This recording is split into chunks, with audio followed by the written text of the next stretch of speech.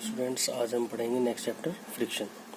सबसे पहले देखते हैं फ्रिक्शन होता क्या है। जब एक पिंड किसी दूसरे पिंड पर फिसलता है या फिसलने का प्रयास करता है तो फिसलने की विपरीत दिशा में लगने वाले प्रतिरोधी बल को घर्षण कहते हैं। अब ये देख, यदि जैसे माउस रखा हुआ है मेरे पास, इस माउस को मैं इधर से फोर्स लगाता हूँ, लेकिन ये अभी फोर्स तो लग रहा है लेकिन ये रखा अपनी जगह पे है। लेकिन क्या है कि मेरे द्वारा जो फोर्स लग रहा है ये उसका विरोध कर रहा है, आगे नहीं बढ़ पा रहा है। लेकिन यदि मैं इस फोर्स को इंक्रीज करता हूँ तो आगे चलने का ये प्रयास करता है। तो इसकी जो विपरीत दिशा में फोर्स लगता है that is called resistive force, उसे ही हम इसे घर्षण बल कहते हैं। तो घर्षण बल लगाए गए बल के अनुसार अपने परिमाण को समन्वित करने का गुण रखता है। जैसे जैसे फोर्स बढ़ाते हैं वैसे वैसे घर्षण बल का मान बढ़ता जाता है।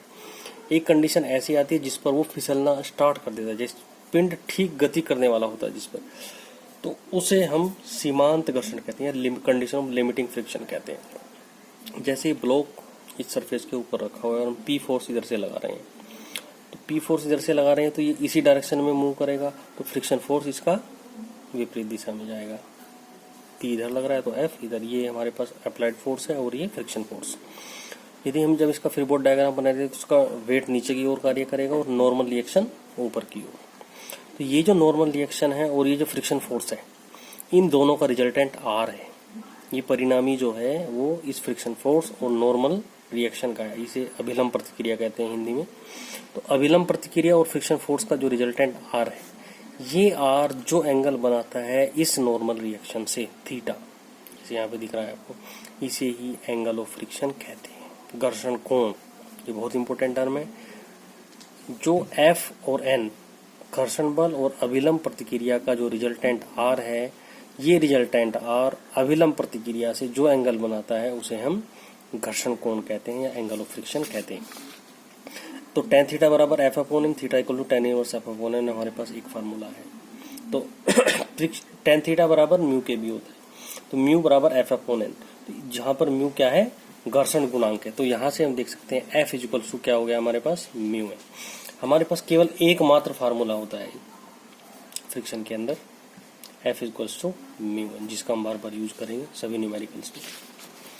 नेक्स्ट आता है हमारे पास विश्रांति कोण या एंगल ऑफ रिपोज। इसे हम यहाँ इस तरीके से समझ सकते हैं, जैसे हमारे पास ये माउस इस बुक के ऊपर रखा हुआ है। अभी ये बुक हॉरिजॉन्टल है बिल्कुल, ये जैसी मैं से एंगल को टिल्ट करता हूँ, उसके प्लेन को इंक्लाइन करता हूँ, देखो इंक्लाइन हो रहा है। लेकिन एक कंडीशन ये आती है, जिस एंगल पर ये फिसलना स्टार्ट करता है, जिस एंगल पर ये पिंड फिसलना स्टार्ट करता है उसे ही एंगल ऑफ रिपोज कहते हैं। जैसे आप यहाँ पर देख रहे हैं, ये ब्लॉक रखा हुआ है और ये अल्फा एंगल पर फिसलना स्टार्ट करता है, तो ये अल्फा क्या हो जाएगा, इसका एंगल ऑफ रिपोज। क्योंकि नीचे आने का प्रयास करेगा तो फ्रिक्शन फोर्स ऊपर की ओर लग रहा है, नॉर्मल रिएक्शन ऊपर की ओर लगेगी और वेट इसका नीचे की ओर लगेगा। तो जब हम इसकी कैलकुलेशन करेंगे तो F is equal to W sine alpha, F ऊपर की ओर जा रहा है, डब्ल्यू साइन अल्फा नीचे की ओर जाएगा, और N equals to W cos alpha, इसका कंपोनेंट डब्ल्यू का इसके अलॉन्ग हो जाएगा, तो एन बराबर हो जाएगा डब्ल्यू कोस अल्फा। तो एफ बराबर म्यू एन के है, हमने अभी देखा था। ये दो इक्वेशन आ जाएगी हमारे पास, 1 और 2।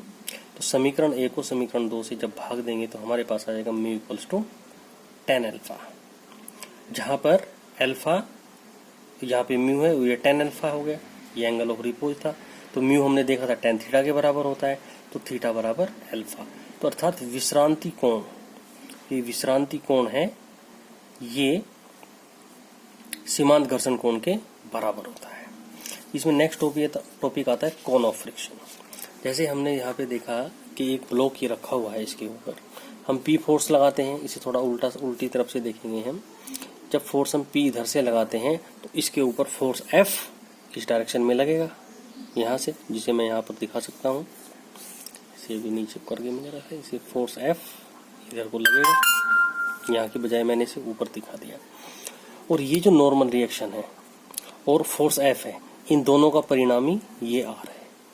अब यदि इस ब्लॉक को हम 1 डिग्री घुमा देते हैं, रोटेट कर देते हैं और फिर फोर्स लगाते हैं तो भी हमारे पास आर आएगा। ऐसे करके हम थोड़ा थोड़ा इसे 360 डिग्री घुमा देते हैं, तो ये जो आर है ये एक शंकु बनाएगा, जैसे आप यहाँ पे देख रहे हैं। आर इधर था, ये ऐसे ऐसे पूरा घूम के फिर यहीं पे आ जाएगा, ये एन है और ये आर है। तो tan थीटा बराबर एफ अपॉन और mu equal to tan theta, ये तो हमने देखा ही हुआ है। तो यहाँ पर ये थीटा क्या होगा, सीमांत घर्षण कोण कहलाता है। इससे हम क्या रिजल्ट निकालते हैं कि जब कोई फोर्स P इस पिंड के ऊपर लगाया जाता है, यदि उस रिजल्टेंट का मान R इस घर्षण शंकु के अंदर रहता है, यदि उसका परिमाण इतना है कि वो इसके अंदर रहता है, तो वो अपनी ज्यों की त्यों स्थिति में बना रहता है। जैसी स्थिति में रखा था वो फिसलेगा नहीं या चलने का प्रयास नहीं करेगा। और यदि R का मान इस बाउंड्री पे आ जाता है, दैट इज लिमिटिंग कंडीशन है, तो वो चलना या फिसलना स्टार्ट कर देता है। ये यहाँ पे लिखा हुआ है। यदि परिणामी शंकु के भीतर रहता है तो पिंड विरामावस्था में रहेगा, और यदि यह सतह पर रहता है तो पिंड सीमांत संतुलन की स्थिति में होगा, यदि कंडीशन ऑफ लिमिटिंग चलने का प्रयास करेगा। ये जो चारों टर्म है, एक तो हो गया हमारे पास एंगल ऑफ फ्रिक्शन, दूसरा हमने पढ़ा कोफिशिएंट ऑफ फ्रिक्शन, घर्षण गुणांक, तीसरा पढ़ा एंगल ऑफ रिपोज, और चौथा पढ़ा है हमने कोन ऑफ फ्रिक्शन। बहुत ही इंपॉर्टेंट टर्म है एग्जाम के हिसाब से, आप इन्हें अच्छी तरीके से तैयार करें। Thank you.